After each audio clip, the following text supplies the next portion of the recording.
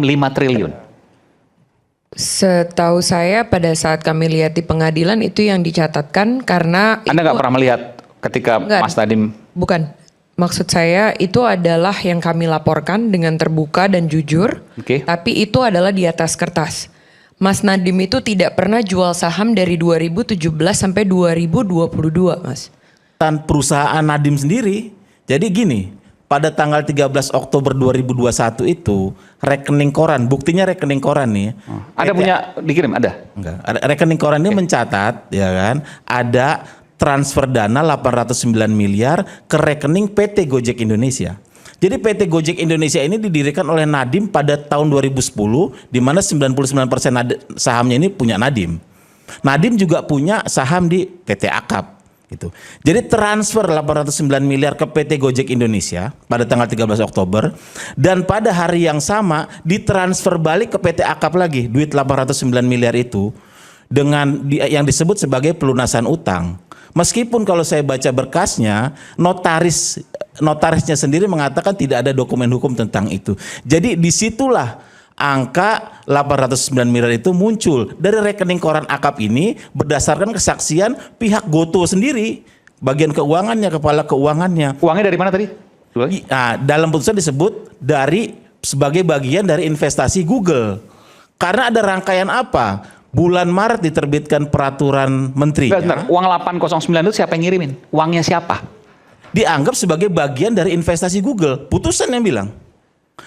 Maret 2021 diterbitkan peraturan Mendikbud itu. Oke. Agustus Google itu memberikan 69 juta US dollar ke PT Akap. Oktober, 13 Oktober itu dikirimkan ke PT Gojek Indonesia, dikembalikan lagi sebagai pelunasan utang. Tercatat seperti itu. Nah, ketika membaca putusan itu, karena saya lama menulis tentang kasus Gotoh, saya melihat rangkaian selanjutnya. Ini di luar putusan ya, ini catatan saya, 13 Oktober yang di ini hakim. Pada tanggal 19 Oktober 2021 dilakukan stock split, pemecahan saham, sehingga pendeknya lembaran sahamnya ini menjadi banyak. Nah, sebelum tanggal 19 Oktober itu, tanggal 14 Oktober catatan saya nih, saya kutip langsung dari prospektusnya Gotoh sendiri. Saat itulah ada saham kakak Menteri BUMN Garibaldi Thohir itu tercatat sebagai pemegang saham di Gotoh. Di akta Gotoh ada perubahan akta. Jadi semua ini makanya saya nyambung dengan argumennya dalam putusan bahwa semua inilah ada aksi korporasi yang tujuannya adalah konsolidasi perusahaan menjelang IPO dan menguntungkan perusahaan. Ya menguntungkan, karena begini menguntungkan. Kenapa Nadiem menguntungkan? Jadi ketika transaksi 809 miliar itu terjadi, saham Nadiem ketika stock split terjadi sahamnya Nadiem itu awalnya 500 jutaan lembar. Ketika stock split terjadi 1:267, sahamnya Nadiem itu jadi tambah banyak, jadi 15,5 miliaran lembar. Kenaikannya berapa? Kurang lebih. Hitung aja. Ngitungnya nggak kenaikannya, ngitungnya sederhana. 15 miliaran lembar itu saham Gotoh dikalikan harga IPO 338 itu 5 triliun. Itulah mengapa. Itu yang salah itu. Itulah mengapa pada saat LHKPN Nadiem mencantumkan kekayaannya itu 5 triliun itu berasal dari kepemilikan surat berharga yang itu. Sebentar, saya tanya ke istrinya Mbak Franka. Sempat mencantumkan LHKPN kekayaan Nadiem 5 triliun. Setahu saya pada saat kami lihat di pengadilan itu yang dicatatkan karena Anda nggak pernah melihat ketika Mas Nadiem? Bukan. Maksud saya itu adalah yang kami laporkan dengan terbuka dan jujur. Tapi itu adalah di atas kertas. Mas Nadiem itu tidak pernah jual saham dari 2017 sampai 2022, Mas. Jadi selama waktu yang dibilang ada kenaikan saham nilai yang luar biasa dan segala macam itu tidak ada keuntungannya. Karena tidak didapatkan dengan cara penjualan baik itu kepada perusahaan lain, investor lain, maupun pada saat dia IPO. Dan 5 triliun itu adalah saham yang tertanam di perusahaan Mas Nadiem? Itu adalah jumlah nilai saham pada saat IPO itu di atas, di mana itu adalah 380 ya kalau nggak salah, 338, dan pada saat ini itu berada di angka 50. Dan 8 bulan setelah IPO itu baru boleh semua pemegang saham menjual, itu sudah drop 80%. Jadi gini loh, kekayaan tetaplah kekayaan. Pertambahan kekayaan tetaplah pertambahan kekayaan. Yang jelas LHKPN itu kan mencatat kekayaan dari surat berharga 5 triliun. Saya nggak bicara ini realized atau unrealized, dijual atau tidak dijual. Inilah nyambung dengan putusan hakim bahwa gini loh, ini juga salah.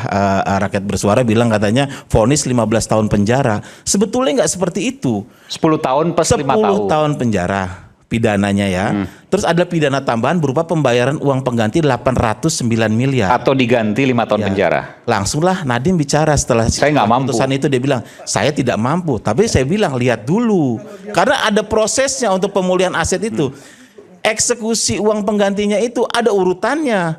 Yang disasar utama itu adalah kepemilikan saham Nadiem di Gotoh.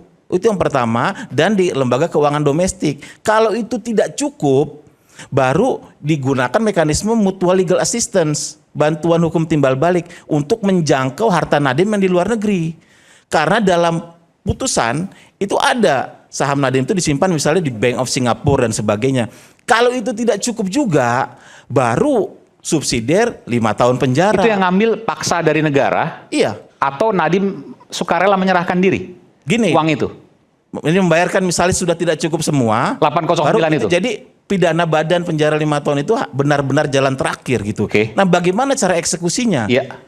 Saham Google itu dilakukan melalui private placement atau block trade. Supaya apa? Apa itu? Tidak mengganggu. Jadi pembeliannya itu tidak di pasar reguler begitu. Supaya tidak mengganggu, menimbulkan gejolak di pasar modal yang akhirnya merugikan investor retail yang beritikat baik. Itulah kenapa 809 miliar itu ada ceritanya. Enggak begitu.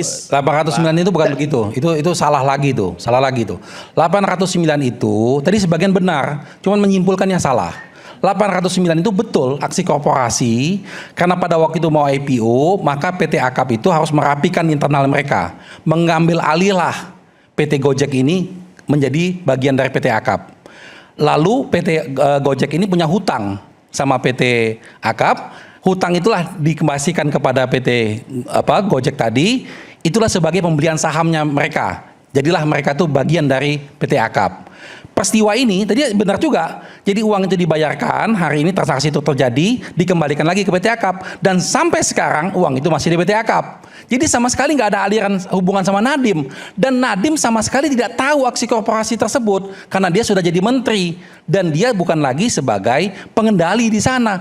Jadi ini analisa-analisa dihubung-hubungkan, jadi nggak nyambung jadinya. Itulah yang sebetulnya menjadi kesalahan berpikir di situ.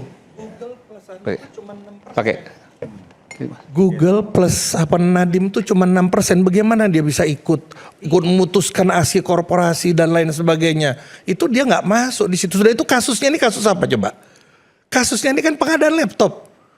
Kan nggak masuk akal. Kemudian pengadaan laptop ini dihubung-hubungkan dengan proses, itu sudah proses yang berbeda.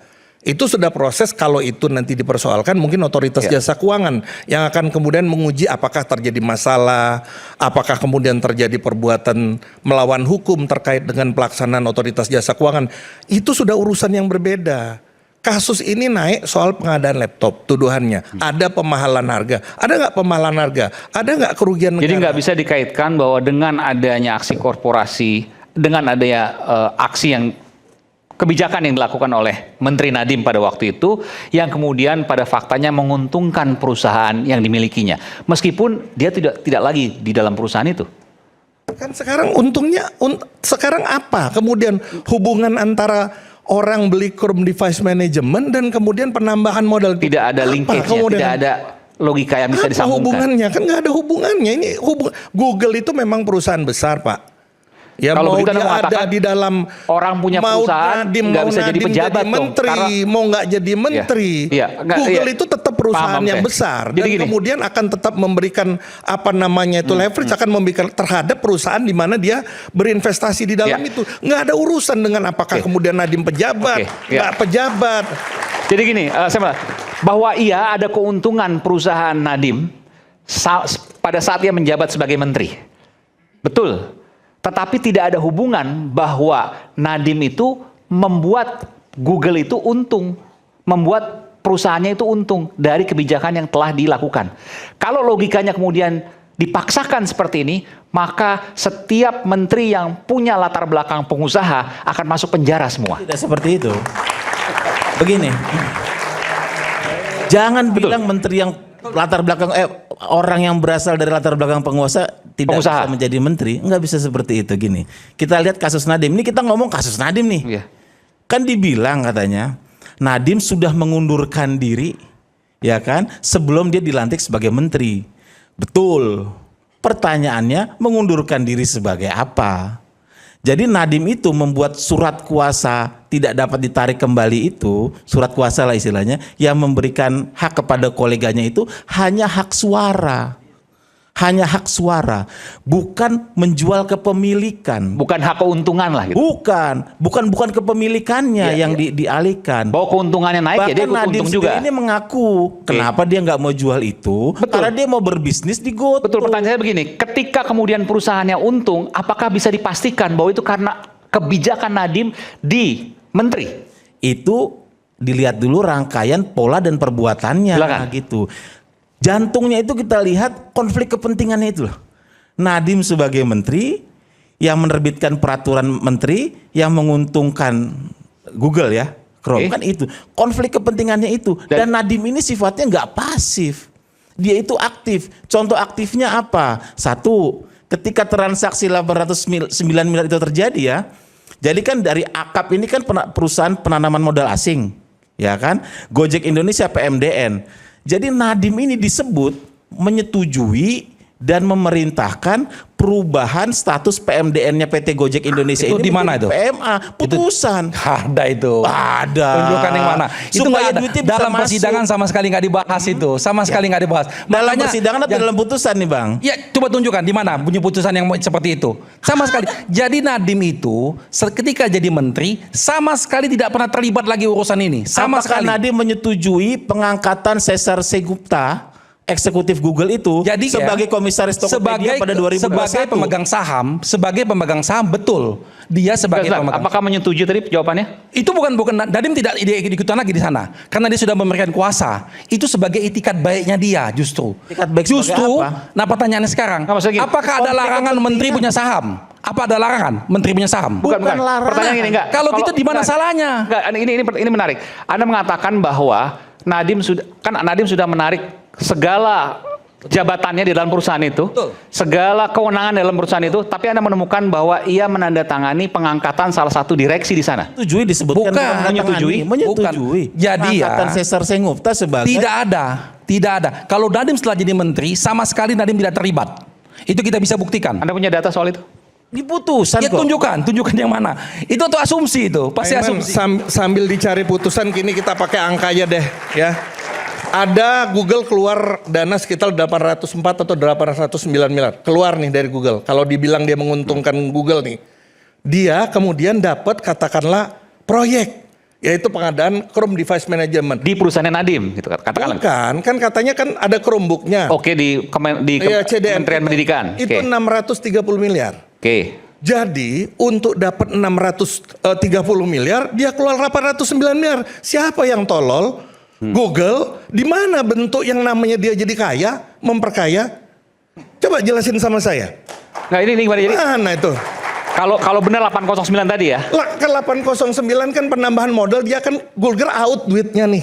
Keluar duit nih. 809. Dapatnya apa? Dapatnya itu kan dituduhkan, oh dia nih dikasih penguncian. Dapat beli 603 yang receh banget itu ya, nggak masuk akal lah. Tapi oke lah, 630 miliar. Jadi 809 miliar keluar duit, dapatnya 630. Ini termasuk yang namanya memperkaya korporasi. Ini yang namanya memperkaya korporasi. Kan nggak masuk akal. Sudah itu kita masuknya jangan jumping lah. Tadi saya sudah kemukakan dalam hukum itu ada gium yang saya tuh sebenarnya nggak ngomong hukum bapak-bapak inilah. Karena saya sarjana hukumnya baru gitu kan. Saya kan anunya auditor. Kan yang namanya penyebab itu yang langsung bersifat. Tadi saya katakan tadi di sini ada Profesor Gauss, ada kausa proxima, saya katakan tadi non remota spectator, itu kan yang dilihat itu sebab yang cepat nih, yang langsung berhubungan. Apa? Kalau dikatakan memperkaya mana? Memperkayanya apa Tapi nih? jawab dulu. 809 keluar, dapatnya cuma 600 miliaran. Di mana untungnya buat Google nih bicara itu? Ini loh. Jadi kita nggak bisa berpikir ini dapat segini. Bukan, perbuatan. Rangkaian perbuatannya yang dilakukan oleh penyelenggara negara. Investasi yang ada konflik kepentingan dari vendor ke perusahaan yang dimiliki oleh menteri. Itu poin utamanya. Nah, itu salah lagi tuh. Bisnis dan Salah lagi tuh. Bentar, silakan. Tapi salahnya kepanjangan tuh. Nanti saya berikan kesempatan, silakan. Kausalitas temporalnya jelas dong antara penerbitan peraturan menteri, ya kan?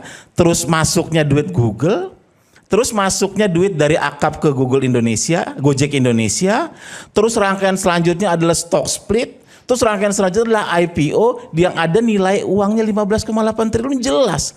Diuntungkan bukan hanya secara proyek ini nilainya sekian, bukan. Kenaikan valuasi itu juga bentuk keuntungan. Kepemilikan surat berharga walaupun belum dijual, belum realize, itu juga keuntungan. Itulah kenapa Nadiem mencantumkan itu di dalam LHKPN. 5 triliun. Iya, kepemilikan saham itu. Justru sebaliknya, karena dicantumkan Nadiem tidak punya etikat buruk dalam hal itu. Dijelaskan semua dalam LHKPN-nya.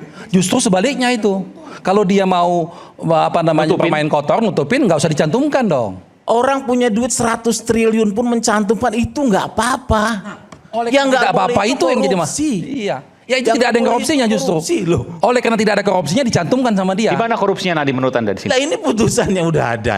Walaupun masih dalam proses hukumnya belum inkrah ya. Di mana? Ini faktanya ada. Bahwa dia tadi disebut tuh. Dia sebagai menteri menerbitkan peraturan menteri yang menguntungkan Google, dalam hal ini mengunci Chromebook. Dan Google kemudian menyuntikkan modal ke perusahaan yang secara faktual dan formal dimiliki oleh Nadiem. Kan simpel. Sesederhana itu. Sederhana itu. Orang kaya nggak apa-apa bang. Iya memang. Ya kan? Oleh karena itulah makanya Nadiem tidak melakukan korupsi. Makanya dia secara terbuka menyampaikan itu. Karena itu peristiwa yang berbeda. Jadi itu namanya cocok logi. Nah, tapi ini pertanyaan jadi peristiwanya itu berbeda. Bahwa iya karena kebijakannya, ini kembali lagi pertanyaan saya. Iya karena kebijakannya, lalu perusahaannya untung. Apakah kemudian ada linkage, ada hubungan kebijakan dengan investasi baru Google di perusahaannya Nadiem? Karena kalau seandainya tidak ada, maka semua menteri yang juga pengusaha ketika perusahaannya untung bisa dikaitkan dengan kinerjanya sebagai menteri dan itu adalah korupsi. Artinya semua menteri yang jadi pengusaha akan jadi koruptor semua. Ketika Anda pengusaha menjadi pejabat publik, simple. Anda declare, Anda mundur. Anda lepaskan semua kepemilikan. Nadiem sudah melakukan itu. Hanya hak suara bang. Iya. Kepemilikannya enggak. Masalahnya sebagai pemegang saham itu salah atau tidak? Sahamnya. Harusnya seperti itu. Kalau begitu semua orang nggak boleh pegang saham. Sekarang semua pegang saham loh. Semua menteri pegang saham loh. Declare. Sudah dideklar. Ketika peristiwa terjadi menulis Permendikbud itu loh. Oh itu lain lagi makanya. Ini nggak nyambung ini. Pemegang sahamnya dia declare. Makanya tadi disampaikan secara terbuka. Yang Permendikbud itu peristiwa lain lagi. Enggak, maksudnya semua harus dilepaskan. Kapan Nadiem itu mendeklar sebelum menandatangani Permendikbud, saya punya 3, sekian persen saham di Akap, saya punya kapan? Pada waktu dia jadi menteri dia sudah declare. Ya, dia sudah punya saham tuh sudah jadi menteri sudah declare. Jadi ini peristiwa Permendikbud ini jadi loncat-loncat. Ini lain lagi peristiwanya itu. Jadi Permendikbud itu, Pak, itu setiap menteri mengeluarkan, Pak. Pak Muhadjir pun mengeluarkan 2 Permendikbud sebelumnya, bahkan Nadiem menjalankan Permendikbudnya Muhadjir sebelumnya untuk menggunakan Windows, ya. Dan di situ persis sama. Jadi yang dibuat Nadiem untuk tentang Chrome OS ini sama persis apa yang dibuat oleh Muhadjir sebelumnya, sama persis. Maksud Anda ada lagi nih? Sama persis gimana? Kan Pak Muhadjir nggak mencantumkan Chrome OS. Dan Pak Muhadjir mencantumkan Windows pada waktu itu, Pak. Makanya kuasai secara utuh. Nah, setelah pertimbangan ini, karena ini perluasan, digitalisasi, dan jangan lupa ya, pada waktu itu COVID, makanya terjadi percepatan-percepatan pada waktu itu. Kan Pak Muhadjir nggak punya saham di Windows. Inilah namanya dihubung-hubungkan. Nah, jadi kalau begitu semua menteri besok, kalau mereka jadi pejabat, mereka berhubungan dengan kebijakan yang ada itu, jadi salah semua tuh jadinya. Ada kebijakan yang berkaitan jadi vendor, perusahaannya jadi vendor. Nah sekarang tadi ada nanya Muhadjir punya saham di Windows, nggak punya. Apakah Nadiem punya saham di Google? Lah, PT Gojek Indonesia. Lah itu lain, bukan Google, Pak. Itu kan lain. Itu ngaco lagi. Makanya disebutkan di dalam itu bukan punya saham di perusahaan, tapi di dalam ekosistem perusahaan yang dia miliki sendiri. Ekosistem bahasanya. Karena Google menyuntikkan dana ke Ekosistem. Google adalah bagian dari ekosistem perusahaannya yang sahamnya dimiliki oleh Nadiem. Ekosistem. Oke. Simple. Pertanyaannya, kalau seandainya perusahaan, menurut Anda, ketika orang jadi menteri, satu tokoh jadi menteri, maka dia harus melepaskan semua kepentingan termasuk kepemilikan sahamnya? Dalam kasus Nadiem seperti itu disebutkan. Jadi pertimbangan hakim nyatanya bahwa Nadiem tidak boleh hanya melepaskan hak suara, tapi dia juga harus melepaskan kepemilikannya. Dijual Itu semua. Dalam Karena kasus tidak ada aturannya melarang pejabat negara punya saham. Tidak ada aturannya. Coba tunjukkan. Dan bahkan sekarang menteri-menteri kita banyak yang punya saham. Apakah ketika ini terjadi, maka semua menteri yang jadi pengusaha akan menjadi koruptor jika rezim berubah? Kita akan kembali sesaat lagi.